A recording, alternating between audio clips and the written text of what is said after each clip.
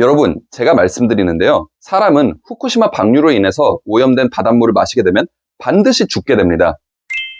안녕하세요. 닥터 스톤입니다. 저는 다양한 신소재 물질의 성질을 연구하고 있는 물리학 박사 연구원이고요. 이 채널은 제가 하고 싶은 이야기 마음대로 하려고 만든 채널입니다. 바로 얼마 전, 바로 지금 이 순간에도 온 나라를 뜨겁게 만들고 있는 핫 이슈, 바로 후쿠시마 오염수 방류에 대한 이야기를 해보도록 하겠습니다. 사실은 제가 지난 주말에 광화문과 서울시청 앞을 지나가다가 수많은 사람들이 모여서 후쿠시마 오염수 방류를 규탄하고 있는 모습을 보게 되었습니다. 부채축 추산 5만 명이 모인 거대한 도심지였고요. 인파를 헤치고 지나가기 힘들 정도로 정말 수많은 사람들이 꽉꽉 차 있었습니다. 이 많은 사람들이 왜 분노했느냐? 바로 지난 8월 24일, 그러니까 3일 전이죠. 일본이 후쿠시마 오염수를 바다에 방류하기 시작했기 때문입니다. 여러분, 제가 말씀드리는데요. 사람은 후쿠시마 방류로 인해서 오염된 바닷물을 마시게 되면 반드시 죽게 됩니다. 지금 여기 이 물은 후쿠시마 앞바다의 방사능 수치와 동일한 방사능 수치의 물입니다. 직접 마셔보도록 하겠습니다.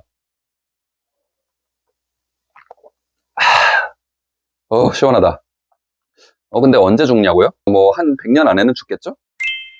여러분, 지금 이 사건에 대해서 많은 분들이 지금 가지고 있는 오해는 바로 우리가 평상시에는 전혀 방사선을 접할 일이 없다가 어떤 사고에 의해서 갑자기 방사선을 접하게 된다는 바로 그 고정관념 때문에 발생합니다. 삼중수소는 사고가 발생한 원자력발전소뿐만 아니라 정상적으로 작동하고 있는 원자력발전소, 그리고 우리의 평소 생활 속에서도 흔히 있는 물질입니다. 하늘에서 내리는 빗물, 강물, 바닷물, 우리가 마시는 물 속에도 삼중수소는 들어있습니다. 소양강 댐에 30억 톤의 물을 채우면 그 안에도 0.01g의 삼중수소는 들어있습니다. 우리나라는 소양강 댐 이외에도 수많은 댐들이 있고 댐 이외의 강물까지 전부 합치면 우리나라에 존재하는 담수는 소양강 댐의 물 양의 10배는 넘을 것입니다. 이 정도면 삼중수소가 적어도 0.1g은 들었다고 볼 수 있는데요. 후쿠시마의 오염수 탱크 안에는 삼중수소가 3g 정도 들어있다고 합니다. 30년 동안 방류하니까 1년에 0.1g이 방류되게 되는 것인데요. 우리나라의 강물 속에 들어있는 삼중수소 양과 동일합니다. 무슨 말이냐 하면 만약에 저 나쁜 일본 놈들이 올해 1년 동안 태평양에 방류할 예정이었던 후쿠시마 오염수를 태평양이 아니라 전부 다 한국으로 싣고 와서 한국의 강물에 전부 다 풀어놨다고 생각을 해봅시다. 그럼 어떤 일이 벌어지느냐? 우리 한국인들은 평소에 마시던 삼중수소에다가 후쿠시마에서 온 삼중수소 1+1으로 마시게 되는 것입니다. 즉 평소에 2배로 농축된 삼중수소를 마시게 되는 것입니다. 그리고 사람이 삼중수소를 마셔서 병에 걸리려면 평소에 2배로 농축하는 정도가 아니라 몇천 배로 농축해서 몇십 년 동안 마셔도 쉽지 않을 겁니다. 게다가 제가 아까 가정했던 말도 안 되는 시나리오대로 후쿠시마 오염수를 한국의 강물에 풀어놓는 것이 아니라 원래 계획했던 대로 태평양 방향으로 풀어놓는다면 우리가 마시게 되는 삼중수소는 평소에 2배가 아니라 1.000000001배 한 그 정도 될까? 말까?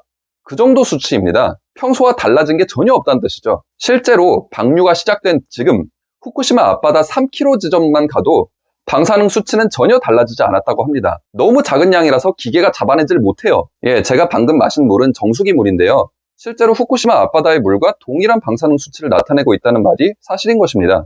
제가 이 자리에 훨씬 더 강력한 방사능 물질을 들고 왔는데요. 바로 바나나입니다. 이 바나나에는 칼륨 40이라는 방사성 물질이 자연적으로 들어있고 그 때문에 바나나 한 개는 하나당 0.1 마이크로시버트만큼의 방사능을 갖고 있습니다. 그게 어느 정도 양이냐? 바다에 방류를 해서 묽어지기 전에 후쿠시마 오염수 10ml, 즉 살짝 한 모금 마시는 정도입니다.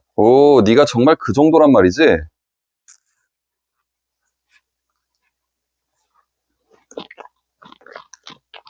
그리고 이런 바나나를 1000개를 한꺼번에 먹으면 후쿠시마 오염수 10리터를 한꺼번에 마시는 것과 똑같은 양인데 그것이 바로 병원에 가서 엑스레이 한 번 찍는 정도의 양입니다.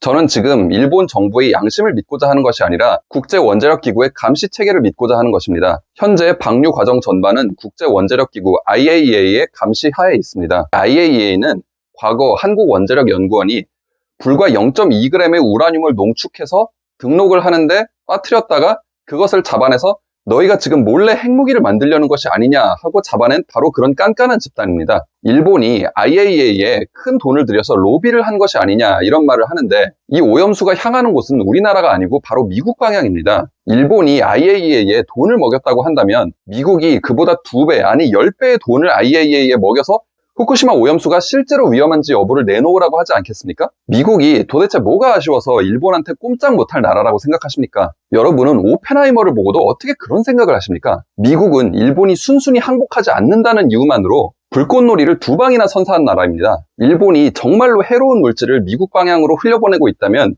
미국은 아마도 3번째 불꽃놀이를, 그리고 지금 일본은 정말 조심해야 되는 게 지금 미국의 대통령이 바로 그분 아닙니까?